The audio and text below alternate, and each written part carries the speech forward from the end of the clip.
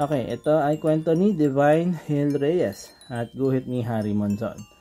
Okay, so like yung ginawa natin last time, i-open lang natin siya, browse lang natin yung laman.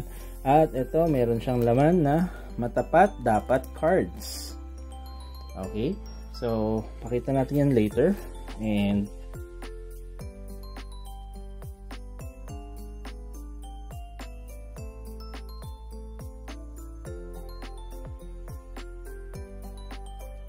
yung inserts, yung additional activity, matapat dapat cards.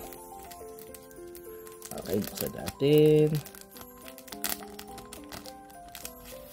Ayan, meron siyang badge, kagaya ng mga nauna. Yan ang badge. Ako sulat ng pangalan ng anak mo, or ng bata, sinong gusto mong bigyan ng badge na ito. At ako ay matapat, bibigay mo to. Para sa magulang, ibigay ang badge kapag nakumpleto na ang matapat dapat card game. Okay, so ito. Ito nga ang ating card game. Buksan natin. Labas natin ang card game. Okay, so ito ay yung lagay ng cards. Kita nyo. Ito yung laman ng cards. Okay, ito nga. Ako natin lahat. Oh, ito. Ano ang paborito mong pagkain sa Jollibee? Yan, tanong mo sa kanya. Siyempre, alam mo naman na siguro yun kung magulang ka. Sabihin naman niya siguro yung totoo.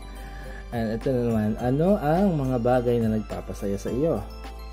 Ayan, mga ano yan, para kilalanin natin yung mga anak. Kung hindi mo man siya kilala dahil busy ka sa trabaho, busy ka sa mga kung ano man pinagkakabalahan mo sa negosyo.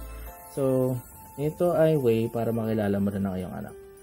And then next is, ano ang paborito mong subject sa school? Okay. And next is, paano mo pinapakita na mahal mo sila nanay at tatay? Alright. The next question, kung birthday mo ngayon, ano ang gusto mong matanggap na regalo? Ayan. And next is, kung bibigyan ka ng superpower, ano ang gusto mo? Ayan. Okay, and next question, ano ang gusto mong maging paglaki mo?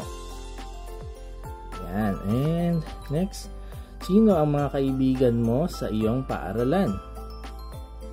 Ayan, maganda yan. Matanong mo yung mga kung sino mga friends ng anak mo sa school para kilala